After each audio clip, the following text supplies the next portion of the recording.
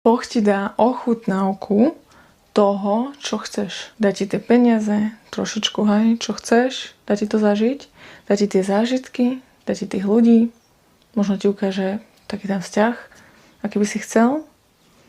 A je dosť možné, že všetko toto sa rozpadne a stratíš to všetko. Pretože on prichádza a dáva ti to vtedy, keď ešte nie si pripravený, schválne. Ukazuje ti cestu, ukazuje ti, čo môžeš mať a dáva ti to ešte vtedy, keď na to nie si pripravený, aby si to zažil, aby si pochopil, aby si vedel, čo vlastne chceš. Potom ti to všetko zoberie. Zlomí ťa, padneš, hej, na svoje dno. A tu vznikajú dva typy ľudí. Ačko, zdá sa, vykašľa sa na to, povie si, ok, stratil som to všetko, tak už to asi nebudem mať a ide si žiť nejaký ten priemerný život. B, stane sa lepším človekom,